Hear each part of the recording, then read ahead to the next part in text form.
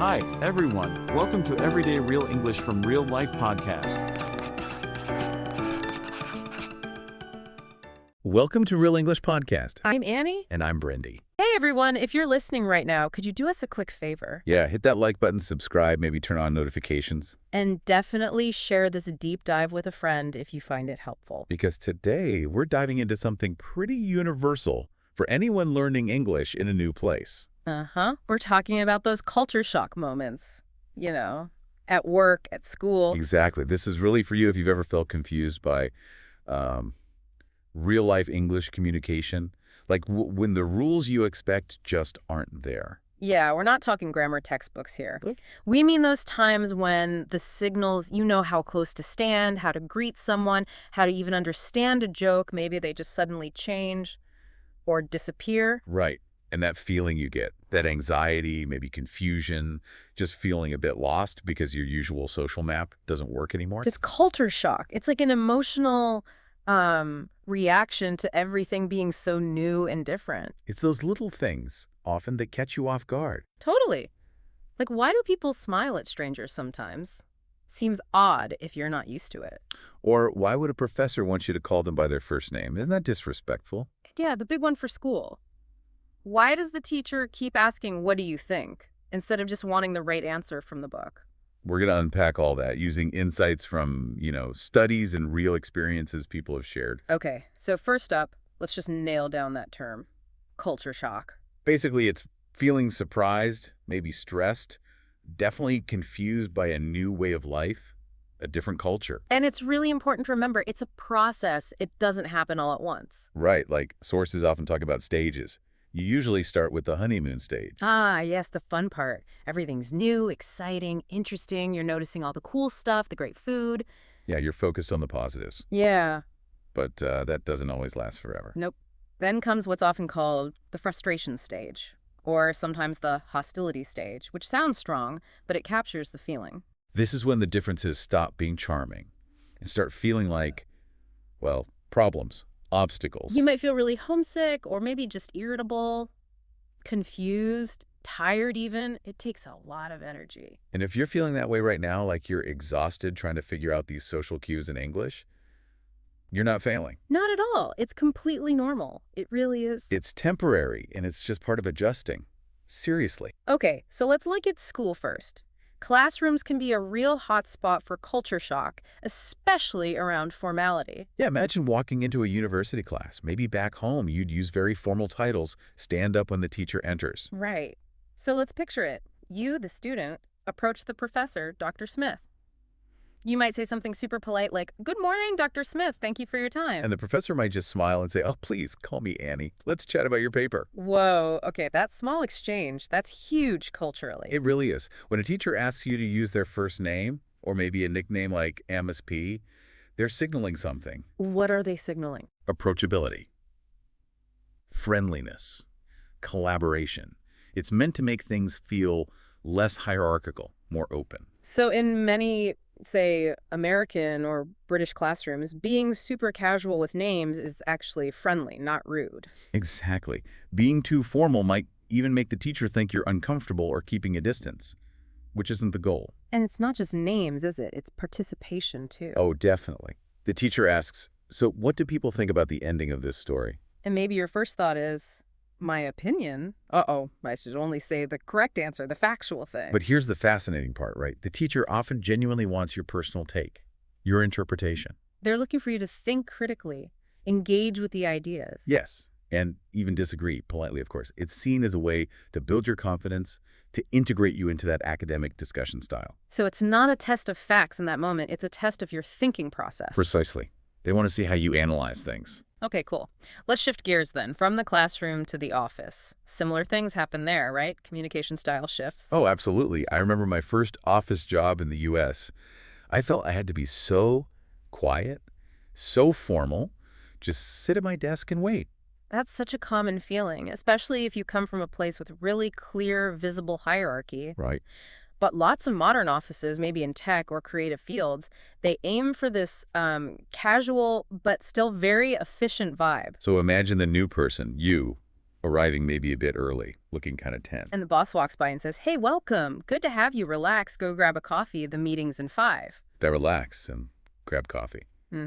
It's not just chit-chat, it's a cultural cue. What's it say? It's saying, yes, we're serious about work, but we value an approachable, less rigid atmosphere. Hmm. Being overly formal might make you seem, I don't know, inflexible, distant. Gotcha. And then there's the feedback thing. Lots of positive feedback. Oh, yeah. You hear good job or nice work a lot, maybe even several times a day. It can almost feel automatic. Yeah. But there's often a reason behind it, strategically. Managers are actually encouraged, sometimes trained, to build this positive, strengths-based culture. Why, though? Does it actually work? Well, research suggests it does. Frequent, simple verbal praise, even for small things, apparently boosts morale, makes people feel valued, more likely to stay. Ah, okay. So it's partly to keep employees happy and engaged.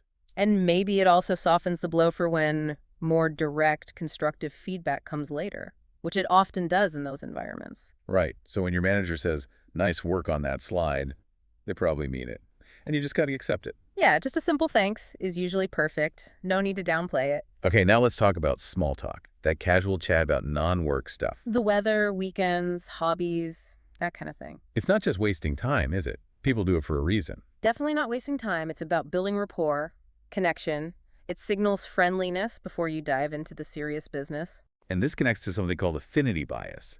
It's like our natural tendency to talk about what we know, what feels comfortable. Right. So if you meet someone from, say, Vancouver, Canada, maybe their go-to topics are the rain, the traffic, maybe hockey. Yeah, familiar ground for them. But if you meet someone from Mumbai, their comfort zone might be cricket, maybe local politics, or the latest Bollywood hit. The key thing is realizing everyone's default chat topics are different. If someone doesn't immediately jump into talking about the weather with you, it doesn't mean they're unfriendly. Their conversational starting point is just elsewhere. So what can you do? Maybe learn a few sort of universal small talk openers. Travel, food, maybe very neutral current events. Good idea. Helps bridge that gap. Okay, and we absolutely have to touch on work-life balance. Because, wow, expectations vary hugely here. Huge difference, yeah. In some places, some corporate cultures, like parts of the US or maybe China, staying late might be kind of expected. Like it shows dedication, loyalty, putting in the face time. Something like that. It's about showing you're committed. Working extra hours without needing explicit permission might be the norm. Whereas, in many European countries, for example, leaving work bang on time is totally normal, even expected. Right. It's seen as being efficient, respecting personal time. Your boss leaving at 5 p.m. sharp isn't a hint for you to stay longer. No, it's them modeling good boundaries, probably. So knowing those different norms is key to managing your own time and stress. Definitely. Okay, let's quickly run through a list of common, sometimes surprising, culture shock moments. Short examples. Sounds good. I'll start. Number 1, people might smile or say hi, even if you don't know them at all. Yeah, on the street, in an elevator, just general friendliness, a quick nod or hi back is usually expected. Okay, second, teachers or bosses asking for your personal opinion, not just facts. Remember, they want your analysis, your perspective. Third, back to small talk. Colleagues often spend like 2 or 3 minutes just chatting, "How was your weekend?" before a meeting really starts. It's deliberate relationship building. Fourth, personal space. This is a big one in many Western cultures. People generally prefer more physical distance. Yeah, avoid touching, don't stand too close when talking. It's about respect and comfort zones. Giving space is polite. Fifth, you might get very direct feedback. Someone might just say, that report needs more data, or your presentation was a bit confusing here. And in that context, it's usually meant to be efficient and clear, not rude, just direct communication. Okay, and sixth, maybe the trickiest, Yeah. sarcasm. Oh, yeah. Saying the opposite of what you mean, usually for humor or to make a point. Like, oh, great weather we're having, when it's pouring rain. Exactly. And because the tone isn't always obvious in English, especially for learners, you really have to listen to the context. Is this person joking or serious? It takes practice. Definitely requires good listening skills. Okay, since getting used to this stuff involves using the right phrases, let's do a mini practice. Good idea. We'll give you a scenario and then a suggested natural reply. You can try repeating it. Scenario 1. Your manager, John, says, hey, just call me John, okay? No need for Mr. Smith. A good casual reply is, "Okay, great, thanks, John, I'll remember that." Yeah. Shows you understood and accepted the informal style. Scenario 2. You're asked in a meeting, what's your take on this new marketing idea? You generally like it, but have one concern. You could say something like, overall, I think it's a strong direction. I do have one question about the timeline, though. Could we look at that data point again? Nice. That shows you engaged, contributed positively, but also offered a specific, polite point of critique. Scenario 3. Oops. You accidentally stand a bit too close to a colleague and they subtly shift back a step. You realize you crossed their personal space bubble. A quick low-key apology works well. Oh, sorry about that. My bad. Still getting used to the spacing here. Acknowledges it without making a huge deal. Perfect. Yeah. Scenario 4. Someone you barely know passes you in the hallway and gives you the classic, hey, how's it going? The standard friendly reply. Good, thanks. How about you? Or even just, hey, doing well, thanks. Exactly. It's polite, keeps things moving, doesn't require a deep conversation about your actual state of being. So wrapping all this up, what are the key things to remember for handling this adjustment, for building that confidence? First, and maybe most important, remember those feelings. Confusion, frustration, tiredness, they are totally normal and temporary. Don't beat yourself up. Right. Second, really sharpen your observation skills. Watch people. Listen. Notice body language, tone, dress code. These are your clues to the unwritten rules. Third, try to stay open-minded and curious. Avoid judging new customs as weird or wrong. They make sense within their own context, usually. Fourth, give yourself permission to make mistakes.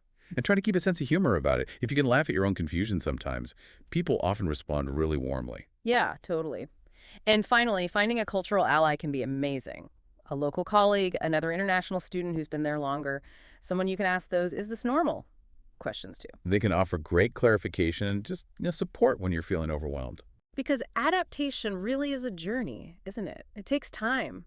But pushing through it teaches you so much about yourself, builds resilience. And ultimately leads to real confidence in navigating new, complex situations. It's genuine personal growth. Absolutely. And to help you review everything, we've got a free PDF for you. You can download today's free PDF, Culture Shock Survival English, and review all the phrases and concepts we covered. Just check the description below for the link. And, of course, if you found this deep dive helpful, please do like it, subscribe to the channel, maybe turn on notifications. And share with any friends who might be going through the same thing. Real English. Real confidence.